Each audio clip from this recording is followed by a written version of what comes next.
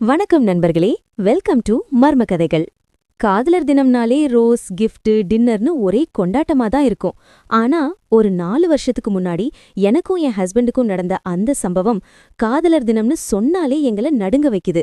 ஒரு அழகான டின்னர் சாப்பிட போன இடத்துல முன்பின் தெரியாத ஒரு ஜோடி எங்களை நோட்டம் விட்டு எங்க பேரு விவரம் எல்லாம் தெரிஞ்சு வச்சுக்கிட்டு ராத்திரி நடுப்பாதையில எங்களை கடத்த முயற்சி பண்ணாங்கன்னு சொன்னா நம்புவீங்களா?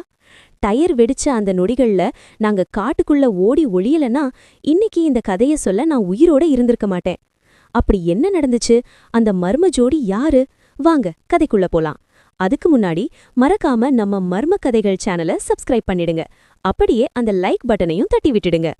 இது நடந்த ஒரு 4 வருஷம் இருக்கும். அப்போ நானும் என் லவ்வர் கார்த்திக்கும் காதலர் தினத்தை கொண்டாடலாம்னு பிளான் பண்ணோம். சேலம் பக்கத்துல இருக்கிற ஒரு பெரிய ஹோட்டலுக்கு டின்னர் சாப்பிட போனோம். அங்க போனப்பவே ஒரு மாதிரி இருந்துச்சு. நாங்க ரெஸ்டாரண்ட்டுக்குள்ள நுழையும் போதே வெளியே வாசல்ல நின்னுட்டு இருந்த ஒரு வயசான தம்பதி எங்களையே ஒரு மாதிரி விசித்திரமா பாத்துட்டு இருந்தாங்க. நான் கார்த்திக் கைய கிள்ளி, என்னப்பா அவங்க அப்படி பாக்குறாங்கன்னு சொன்னேன். அவன், விடுடி பெருசுங்க சும்மா பாக்குதுங்கன்னு சொல்லிட்டு உள்ள போயிட்டான்.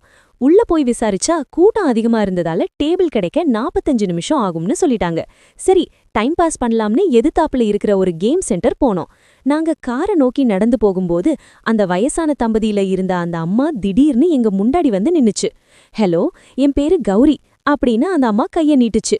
எனக்கு ஒரு மாதிரி நிரடலா இருந்தாலும் நாகரிகத்துக்காக கை குலுக்கினேன். அந்த அம்மா தொடர்ந்து பேசுச்சு. நீங்க 2 பேரும் பார்க்க ரொம்ப அழகா இருக்கீங்க. நானும் என் வீட்டுக்காரரும் போட்டோகிராஃபர்ஸ். உங்களை வச்சு ஒரு போட்டோ ஷூட் பண்ணா செம்மையா இருக்கும். எங்க ஸ்டூடியோ இங்க இருந்து 5 நிமிஷம் தூரத்துல தான் இருக்கு. கார்ல போயிடலாம் வாங்கன்னு கூப்பிட்டாங்க. எங்களுக்கு தூக்கி வாரி போட்டுடுச்சு. முன்பின் தெரியாதவங்கள யாராவது ராத்திரி நேரத்துல போட்டோ எடுக்க கூப்பிடுவாங்களா? கார்த்திக் உடனே சுதாரிச்சுக்கிட்டு, இல்ல மேடம், எங்களுக்கு வேலை இருக்குன்னு சொல்லிட்டு மறுத்துட்டான். ஆனா அந்த அம்மா முகத்துல இருந்த அந்த சிரிப்பு, ஐயோ, அத நினைச்சா இப்பவும் பயமா இருக்கு. அது ஒரு மாதிரி வஞ்சகமான சிரிப்பு. அவங்க எதுவும் பேசாம போய் அந்த ஆளு பக்கத்துல உட்காந்துக்கிட்டாங்க. நாங்க வேகமா கேம் சென்டருக்குள்ள போயிட்டோம். என்னடி அந்த அம்மா லூசு மாதிரி பேசுதுன்னு கார்த்திக் கிட்ட புலம்பிக்கிட்டு இருந்தேன். உள்ள கூட்டம் கம்மியா தான் இருந்துச்சு. ஒரு 5வது ரவுண்ட் கேம் விளையாடிட்டு இருக்கும்போது வாசல் மணி அடிக்கிற சத்தம் கேட்டு திரும்பினேன். அதே அம்மாவும் அந்த ஆளும் உள்ள வந்துட்டாங்க. எங்களை சுத்தி முத்தி பார்த்துட்டு என் கண்ணை பார்த்து அந்த அம்மா மறுபடியும் அதே சைக்கோ சிரிப்ப சிரிச்சாங்க. எனக்கு பயம் வந்துருச்சு. கார்த்திக், எனக்கு பயமா இருக்கு, வா கார்லயே போய் வெயிட் பண்ணலாம்னு சொன்னேன். சரின்னு நாங்க திரும்பினா அவங்க 2 பேரும் எங்களுக்கு நேர் பின்னாடி நின்னுட்டு இருந்தாங்க.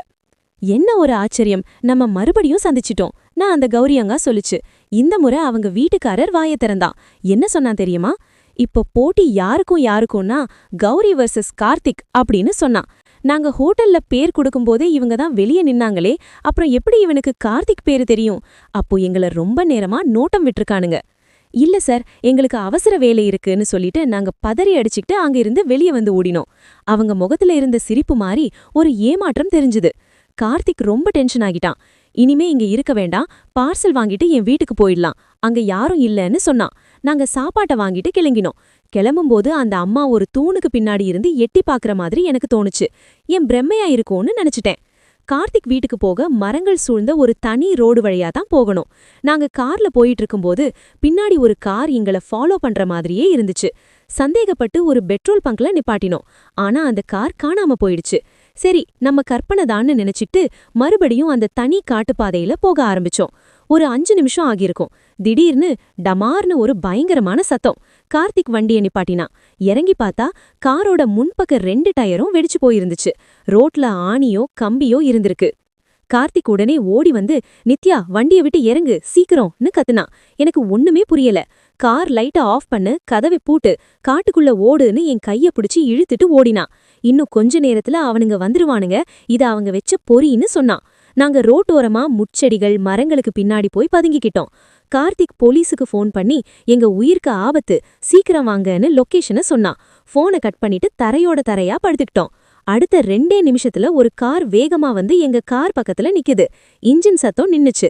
அதுல இருந்து இறங்குனது அந்த கௌரி அம்மாவோட குரல். ச்சே, ரொம்ப லேட் பண்ணிட்டோம் நான் அந்த அம்மா வெறித்தனமா கத்துச்சு. நாங்க மூச்ச கூட சத்தமா விடாம படுத்து கிடந்தோம். தூரத்துல போலீஸ் சைரன் சத்தம் கேட்க ஆரம்பிச்சதும் அவங்க பதட்டமாகி கார் கதவை சட்டுன்னு சாத்திட்டு வேகமா பறந்து போயிட்டாங்க. போலீஸ் வந்தாங்க. நாங்க நடந்ததை சொன்னோம்.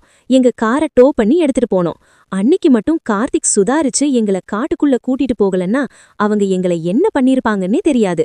4 வருஷம் ஆச்சு. ஆனா அந்த கார் யாருது, அந்த தம்பதி யாரு, அவங்களுக்கு எங்க கிட்ட என்ன வேணும்னு எதுவுமே தெரியல. இப்போ நாங்க கல்யாணம் பண்ணிக்கிட்டோம். ஆனா இந்த சம்பவத்தை சொல்லும் போதெல்லாம் எங்களுக்கு இன்னும் உடம்பு நடுங்குது. அறிமுகமில்லாதவங்க ஓவரா வழிஞ்சா எவ்வளவு ஜாக்கிரதையா இருக்கணும்னு இதுல இருந்து கத்துக்கோங்க. குறிப்பா ராத்திரி நேரத்துல ஹைவேஸ்ல போகும்போது உஷாராயிருங்க. இந்த கதை உங்களுக்கு பிடிச்சிருந்தா மறக்காம லைக் பண்ணுங்க. நம்ம மர்ம கதைகள் சேனலை சப்ஸ்கிரைப் பண்ணுங்க. பக்கத்துல இருக்கிற பெல் ஐகானையும் கிளிக் பண்ணுங்க. அடுத்த வீடியோல இதை விட ஒரு பயங்கரமான சம்பவத்தோட உங்களை சந்திக்கிறேன். அதுவரைக்கும் உஷாராயிருங்க. நன்றி, வணக்கம்.